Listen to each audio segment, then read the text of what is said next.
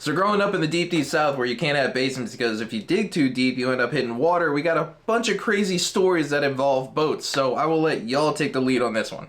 So, I mean, Thanksgiving was last week, and dude, I was so happy to come see you guys. That was awesome. Food was great. That was good. The company was entertaining. Had a great night. Loved it. No, it was great. So, but it reminded it reminded me of our little Thanksgiving boat ride down to Stiltsville. Oh, So, victory at Corbin, sea night. Corbin, Stiltsville is it's just off of Miami. So you have Miami, and then you have Biscayne Bay, and then you have barrier islands out there. One of them is Key Biscayne, and then Elliott Key, and so on and so forth.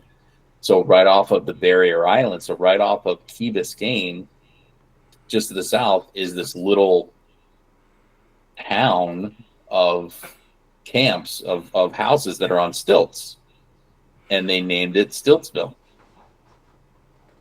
So so I got a boat for like the week. I actually I painted a name on the side of this guy's boat, and we decided, and he told us, we could take the boat out, whatever. So we decided we were going to go out on the boat. So this is a 16-foot little center console, little boat with what, like a 40 horsepower on the back? Yeah, at the very most, it was a 50. Yeah, I think it Enough was a power to get 40. you out the yeah. away from the Our dock. dumbass decided to take 5 dudes, 4, 5, you, me, Neil, It was 4, right? 4.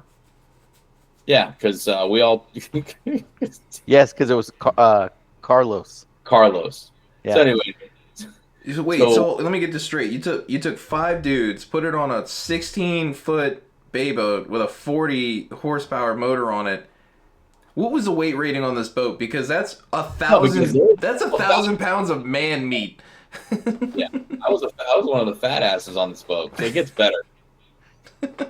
We get So we get in this boat, we launch the boat, and we're going out, and we're realizing that it's overweight. But of course, being 23, 20 something ish. our Yeah, that sounds dumbass, about right. we kept going. So we kept going, and we kept going, and then it started to get rough, and it started to get really windy, and we're in this tiny boat, and water's coming into the boat,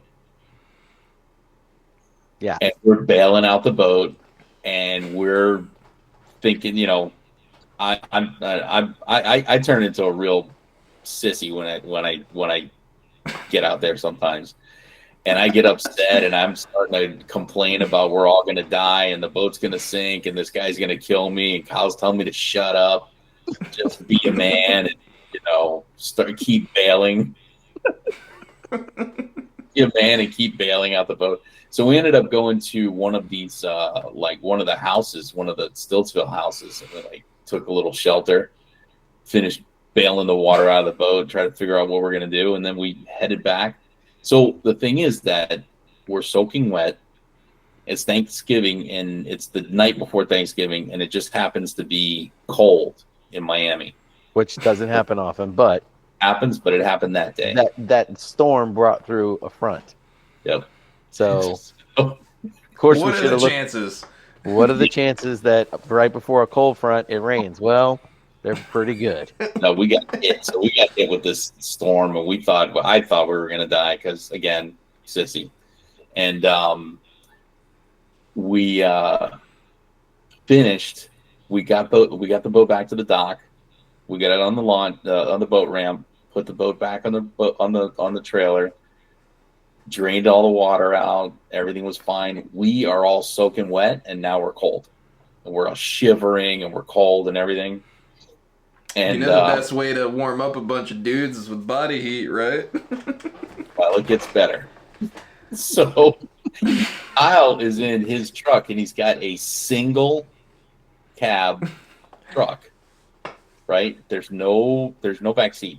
It's just a single cab pickup truck. That's the And old bench seat kind. yes, the bench seat. Because after it got changed to 2 seats and a console. But this was back in when it was It was I first before got you it. It was a bench seat. got robbed. Yeah.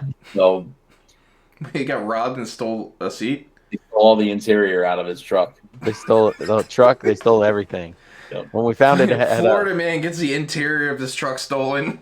they did, and the only thing left, they went and dropped it off in an empty lot with a milk crate as the seat. Yep. Stupid.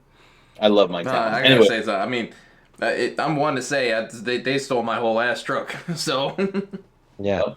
so we get up to, so we're out there freezing and everything, and we go up to the truck, and Kyle is sitting in there in his underwear. He's got no shirt on, no pants on, his underwear. He's taking his wet clothes and he threw them in the back of the truck. And he's like, "Hell, I'm warm now." I'm like, well, shit. I guess this is what we're doing. So we take off our shirt, our shorts. We throw all the wet clothes in the back of the truck, and we're all in there shirtless and in our underwear, right? So, you know, So- it would only so- make it better if that was a manual truck and you just reach down. Oh, it's the wrong shifter. Well, no, it sounds like Wrong it's like state. he's got the heater on. He's got the heater on in the truck. We dry off. Everything's great. It's just it's fantastic, man. We're warm again, and everything's great. So we start driving back. now. Remember, it's two white guys, a Cuban and a black guy, all Yes. 4 of us naked, except our skivvies. 2 white dudes, a Cuban and a Jamaican. Yep. And so we start driving back, and we're all driving back. We got, we're basically, we look like we're all naked in the car. And we start driving back. Kyle decides he wants to drive through Coconut Grove. Coconut So that Grove. would be like driving Yeah. through Bourbon Street. It's like driving through the French Quarter. It is full of people Packed. everywhere. Packed. We are towing a boat in a bright green truck, 4 dudes in the front seat, naked. And Kyle rolls down the window, starts honking the horn. Hey, check us out. The I'm tattoo. talking to people because, hey, I'm naked and I got a tattoo. Why not? Did I leave anything out, Kyle? No, that's exactly how it went. That some bitch turned down on Main Street. As soon as he turned on Main Street, I go, oh, shit. We're in trouble. Listen, I had to go out of my way to go where we were going. That was not necessarily the way because we could have went a whole bunch of different ways. A whole nother different way, yeah. But that way was the funnest way. That was the funnest way. Oh, I got a story. Years ago, I was 22, 23 years old, and we decided we were going to try bow fishing. Me and 3 other friends. So we took one dude's dad's boat, and we put a fucking generator on it.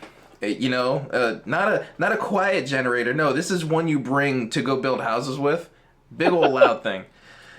We put a generator on a boat. It's a 23-foot bay boat, center console.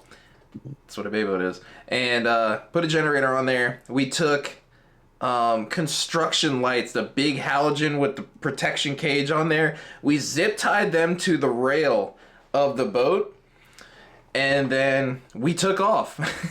We did the extension cords and everything on a boat, which is exactly what you want when you're going on water. And go out there, and this bow fishing trip, we were gonna launch the boat at 10 o'clock at night because that was a good time to go bow fishing. So we meet up with someone else. It was a charter captain. He that someone knew. He allowed us to use his equipment. So we went to the spot, got his stuff, got in the boat, and we started leaving. And he's like, "Hey, don't follow me. I'm in an airboat. I can go wherever I want. Don't follow me. Stay in this channel. Stay to the left of the channel because that is the only solid wall of marsh. And then the first cutoff you see, take that one and you'll find some fish." There's only 2 people on this boat with boater's license, and it's not the owner of the boat. So it's me and my buddy Brent. We start going, he's driving, and we're all with flashlights, Streamlight flashlights. It is dark, pitch dark in the marsh. We can't see anything, can't turn the lights on yet, and we're just trying to go on plane holding flashlights. Nobody can see anything. My buddy decides to not listen to the captain, and he's like, I'm gonna just follow him. So he follows him right, the exact opposite way we needed to go, and all of a sudden we stop. He beached the boat about 100 yards into ankle deep mud. And that's when the night really started, because we're like, well, it's 10 o'clock at night. It's like 10:30 by now. Super late. Can't see anybody. Airboat's gone. It's just us four. Well, I get out. It's ankle deep water, but when you hit it, you keep going down. So what do? We all strip, because we only brought one set of clothes. And so we're all in the water. We turn the generator on, turn the lights on, so we have something. And we're out pushing. Huh? Skinny dipping in the mud.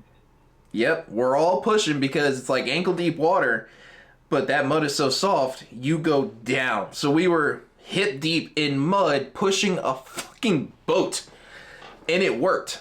So we're all pushing. We're pushing for about 2 hours, and we made it 30 yards. It was rough. And then we see a boat come by, and this dude knows something's wrong because we got the lights on. He could see us because we're white and reflective. He could see us with the lights on pushing, and he goes, what is going on? And we're like, we're stuck. He's like, well, if y'all can get a rope out to me, I'll try and pull y'all out. So now it's, how do we get a rope to this guy? We get luckily my buddy, the boat, he had a ton of line. So I was like, look, we can't throw that far. One of us has to go out to this guy. I'm like, I guess I'll do it. So I put my underwear on. and I grab one end and I start bear crawling over to this dude. And every now and then I hear stop. They tie off another line. I start bear crawling some more. 20 minutes later, I hit the edge of the mud, face first into the water. I swim over to this dude. I climb into his dinghy. He has like a 10-foot aluminum flat bottom boat with a 15 on it. Yes. Tiller handle and all. Yep. And I'm like, all right, we're doing this. So I hand him the line. I climb into his boat in my underwear. It's this really old dude. He's like, what the fuck? I got a half-naked dude in my boat. That was fun. It's midnight on a Saturday. And so he ties off and he starts pulling. It's working. We're pulling and I'm just along for the ride. Just doing this jerking motion in this dude's boat that I've never met before.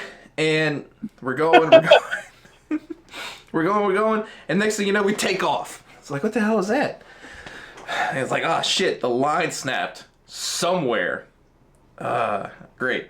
So I had another friend get out the boat. He starts following the line, gets to the end, finds the other end, ties it off. Fuck it, he's closer to me. Now we've got two half-naked dudes in this guy's boat at 1 o'clock in the morning. Yeah, so eventually we pulled, got the boat out, and he dropped us off, put everything back together. We got dressed smelling like rotten eggs, because that was all sulfur mud, and it was great. I'm like, I go to my buddy, I was like, look, you're fired, I'm driving the boat. We get into the area that the dude told us about. We didn't see anything for like an hour. We got the lights on, we got the bows. We didn't see any fish for an hour. It's 2 o'clock in the morning. We decide, all right, let's go home because we've clearly had a night. Turn around, get back to the dock.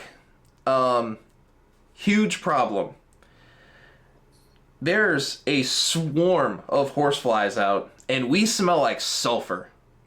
It was awesome. We were in my truck. I back the trailer in. Dude rolls up, or he gets a boat on the trailer. I bring everybody over to the dude's equipment storage, and that's when the night went really bad because it wasn't bad enough. My buddy left the door of my truck open. We go to grab the equipment. We put all the stuff back. We hosed it off, made sure it was all good to go. Put all the stuff back, and I look back, and there's just flies coming in and out of my truck. It's like, oh shit. So we get in, and it's horseflies. We're getting bit. We're swatting. Everybody's freaking out. I back up, and I haul ass. And that was when I had the Tundra where all 5 windows would drop. It is now me, 3 of my friends, a horrible smell, a truck full of horseflies. We're hauling ass at 2 o'clock in the morning on a dirt road, bumping white girl music. We are just taking off. We're trying to get all these horseflies out. And eventually it happens. We get back to the road. We get all the way back to my buddy's house in Chalmette. It's 2:30 in the morning. And this is before we had kids, so all the girls were sleeping over at that house. We roll up. And we go in. Apparently they're still awake. And they're like, oh man, how'd y'all do? And all of us didn't even talk about it. All of us was like, we did awesome. We freaking killed it. We got so much fish in that boat, it's not even funny. We need to go take a shower. The next morning, we wake up, we leave. I bring the boat back to my buddy's house. Apparently, the moment all of us got away from each other and just with our girls, we all broke down and told the story and lied our ass off. Hilarious. That was funny. Love it. Man, I can relate to the horseflies because when we were finishing earlier this year, when we were at the shop and we were doing some late nights finishing up that boat, it just happened to be a horsefly season, and we haven't had one in a while over there. And man, it was. I mean, we're talking late nights where, and I didn't know it, but just by leaving the doors open in the shop, that light attracts them. So we were working in there, and next thing you know, there'd be a number of horseflies showing up, big enough and they were huge. They weren't like your little horsefly, like you're hanging around at the pool and you're leaning on the edge, and then you're like, oh my God, what was that? No, these were, I mean to tell you, huge. And they were big enough to where they would pick a fight with you. And it took 2 or 3 hits to kill them. Wow. Yeah, that was. There's still some carcasses in the shop from that one. It's nothing like doing the Black Point Boogie. It's like the Black Point, but they be all of a sudden because they zoom by. They make that's the fly sound, but it's a horsefly. So it's a horsefly, but it's bigger. It's not like a little Apache coming by. It's like a Chinook, because it's just so big. And he comes by, you're like, whoa. And then they didn't mess with you sometimes if you didn't move, but you're doing stuff. And now they come back by and they want to know what you're doing. And that's when I was wearing my hat. I hit them, and then they get back up off the ground, and they'd come and take my hat and hit me with it. And that's when it was, And so it was a little, yeah, it got a little squirrely there for a second, but we took a few down. Any Black other stories? I was doing the Black Point Boogie yesterday. Oh wow! I was getting bit up. I tell you what, I tried the. You tried the vanilla? No. It depending on the time of day, it works pretty good. Huh. You take a spray bottle, take some water, and take some vanilla. The vanilla out of your right. And when you're going around, spray yourself, spray your boat, spray whatever. They don't like the smell of vanilla. They really hate coffee. You run around smelling like a candle.